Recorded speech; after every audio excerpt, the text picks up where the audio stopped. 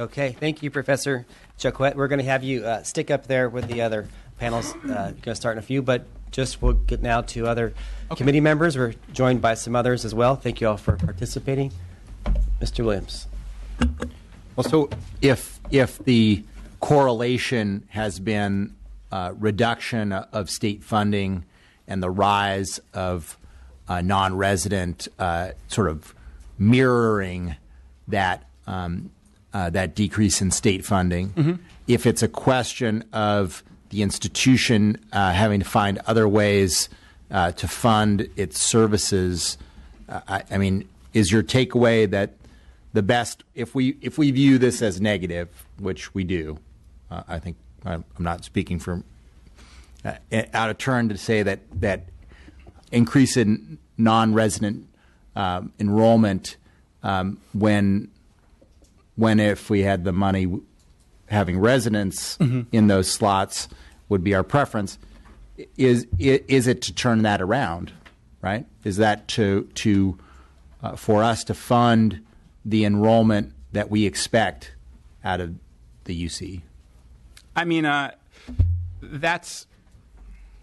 don't have to make decisions about how state monies are allocated, and I'm a professor of higher education, so I always want to see more state appropriations for higher education. But I think that when you do fund an organization, you're the dominant funder, you can have more of a say in what the organization does. And I understand that UC has constitutional autonomy, but what we see across the nation is that what public universities say, they've gone from state-funded to state-assisted to state-molested, that feeling that the only thing that the state is doing, they're not funding, but they're regulating and making demands. And ultimately, that makes business harder to do for the public universities, but you're not going to change that their goal is to probably make enough money to survive, and they're probably going to pursue prestige above other things. That's kind of what,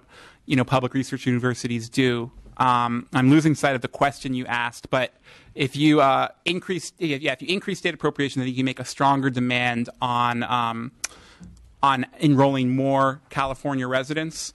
But also, I understand that's not always possible. You can try to understand more what that non-resident tuition revenue is being used for, and to see, can it be used for subsidizing access for state residents. Thank you. Assemblymember Baker. Thank you, Mr. Chairman. Thank you for your testimony. I want to follow up a bit on a question I didn't hear you address, or a point, and then also follow up on Mr. Williams' questions.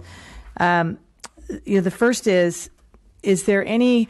It is a problem, as Assemblymember Williams has identified, if we are losing spaces for Californians when there may be an opportunity to increase them if we're overly reliant on non-resident students.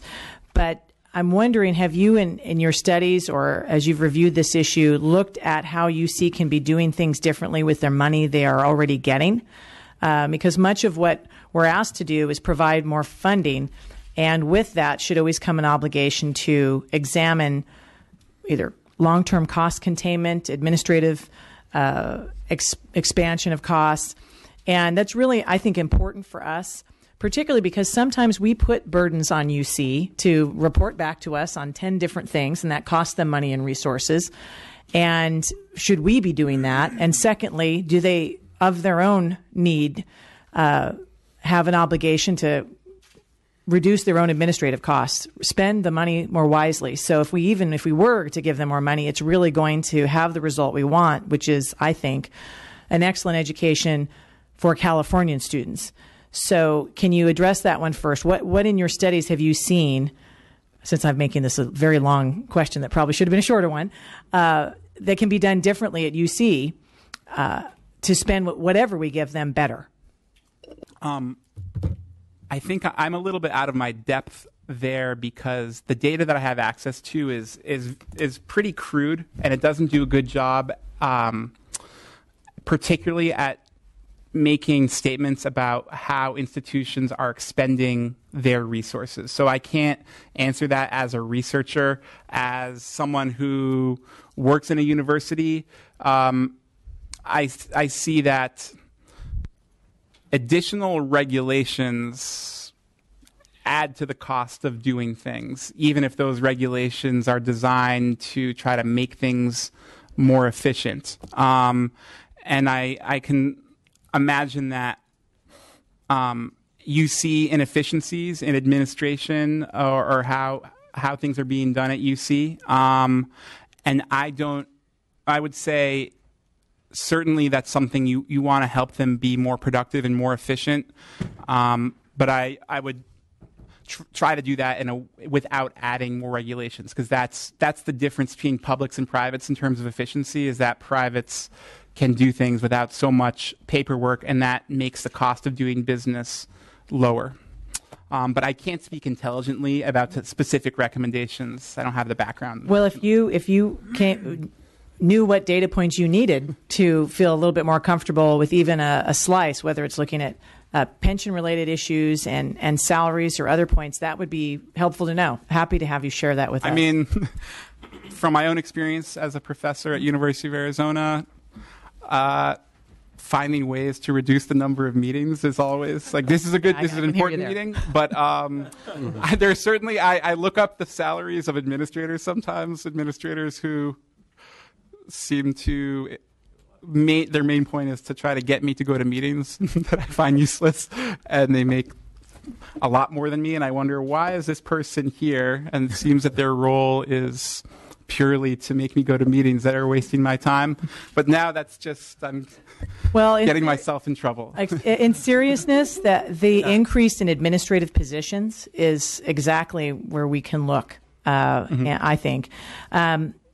Additionally, and I didn't see in the slides, have you had any ability to see the effect that not having additional funds going to UC has on the talent that they're able to attract in professors?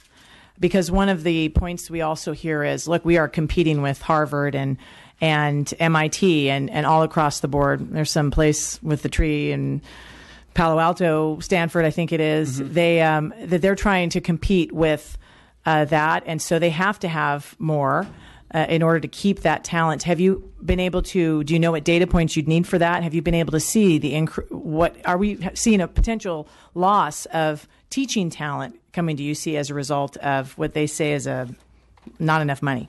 Right. I mean, there's emerging data points because at the University of Michigan, where I went to graduate school, at the University of Arizona, where I work now, they all have Excel spreadsheets that are created each year that has the salary of everyone who is employed by the institution. And it can give you a sense of what people in comparable positions are being paid across institutions. And genuinely, my understanding is that for the most part, all public universities have this. I don't know if the UC campuses have this as well, but I can go and look up what anyone makes. And so that's something I know of. There's always, they call it raids on faculty. When an institution with more money, often a private institution, they will say, okay, here's a talented person who's being really productive, who they're not going to be able to match this offer. And so a place for the UC campuses has, it is the foremost public university system in the world. Talent raids are a big deal for them. They often can't pay as much as the privates. And so in order to keep the talent, that is going to be costly. So there are things that are probably, that increases the cost of education if you want the best professors. But that's probably a worthwhile cost. And there, I would say for data points, every university has these, and you can compare, and there are ways to program that to automatically go and get it and aggregate those data and compare, Expressing any interest in doing that? Well, I need some money too. All righty. Thank you. Assemblymember Levine. Thank you, Mr. Chair. Thank you, Professor. I think the salary to meeting ratio at some universities is pretty high, but we'll let other people comment on that. The point that you made, particularly from an organizational behavior perspective, on the cause and effect of a decrease in state investment and non-resident tuition seems pretty natural to me. I can understand that. Have you observed any models where funding has returned and that addiction to non-resident tuition has actually decreased, or has there been a continued reliance on out-of-state tuition, non-resident tuition, at the same time as reinvestment by states into their institutions? Right. Question. That's a great question and a great observation. And I don't know. I don't have an example of an institution where the state funding has resumed back to previous levels. I just don't know off the top of my head. And so I can't give you an answer, but I can say it's a very fundamentally important question. If you increase state funding, are they just going to say, our campus is going to say, great, now we've got more state funding and we can get more revenue from non-resident students, whereas you want to use that money to focus on resident students. And so that comes to a policy question as down the road, do you want to create a policy around a specific policy rule around non-resident enrollment or the ratio of non-resident to resident? And that's something I've tried to model in my research. But one thing I found is that states would have, I tried to put in this, whatever ceiling they had in my model, but I realized when I looked into it is that there would be a state rule, and then the state gave less funding than they said they would, and the university said, well, now this gives me an opportunity to not abide by this rule since you didn't hold your end of the bargain. So I would say if you do end up going that route of talking about an actual policy about number of non-resident or ratio of resident to non-resident, it probably is best if it is tied to state appropriations, and it should be tied to that there's reciprocal responsibility, that if the state says they're going to fund this much and they don't, that means that the university doesn't have to abide by that rule. And if there is that kind of reciprocal responsibility, I think that's beginning to like a workable partnership around this issue. Thank you. Mr. Medina. Perhaps to follow up on that question, you indicated that you've not seen universities or states where the funding has increased. Recent, yeah, we haven't seen that yet. We haven't seen that. I haven't. I just haven't looked I haven't been looking for specific states where the funding has gone up. Yeah, so I'm a little bit more ignorant than I should be, I think. Do you know of any states where the relationship between the funding, the state, and the university works better than in other states? No,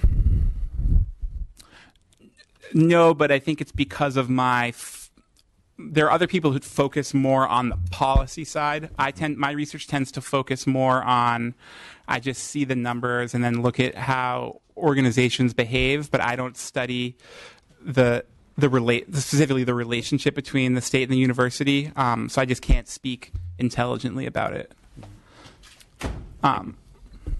Sorry about that. Thank you. Dr. Weber? Yes, appreciate your research, and I see you have a number of correlations with regards to in-state and out-of-state students with regards to income, family size, resources, background, so forth and so on. Did you do any correlation between admissions requirements, whether or not the non-in-state students actually met the admissions requirement better than the in-state students who weren't admitted, or how they compared overall? Or was it strictly based on economic need for the university to have resources? So is it kind of to what extent do resident versus non-resident applicants meet admissions requirements? Right. Is that yes? And in comparison to maybe those who didn't get in other words, the pool of applicants that were there, do they actually meet and or exceed the high standards that the university had for admissions it would be important to know that, I think.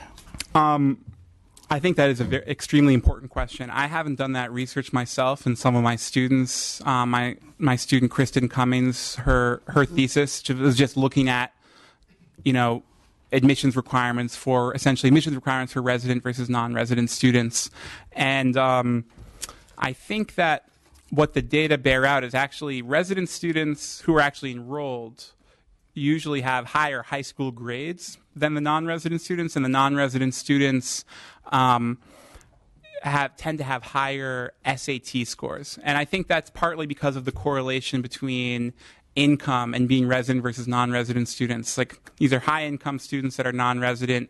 They test well. They have money for test prep. And the kind of double benefit for universities that go after non-resident students, especially if they're a prestigious university, is that they can get, when they get a non-resident student, they can get both money and they can get standardized test scores, and standardized test scores are what counts for U.S. News and World Report. So they view it as like the double benefit of revenue and getting the academic profile that they value.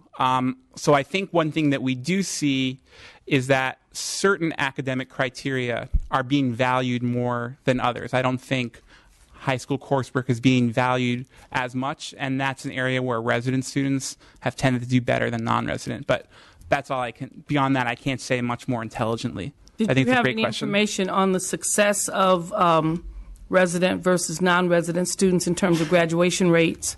No. Whether they remained in the school, they graduate in 4 years, 5 years, 6 years, in terms of the non-resident versus the resident student?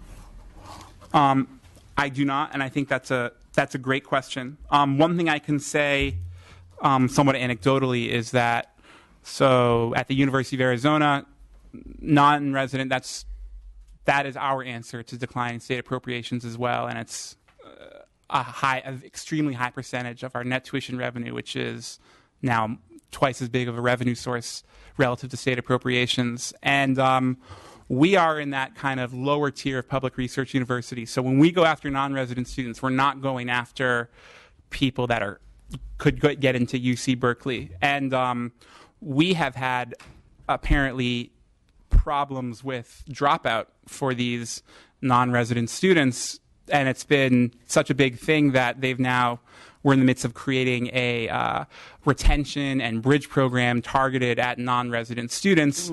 But one could be a little bit cynical about that. Is it because they are really valuing the students, or is it really valuing the money? Because if they drop out after first semester freshman year, that's a lot of money that we lose. And there's been funding cut in some cases for our bridge programs that service low-income state residents, and so that can leave one to be somewhat cynical about it. But the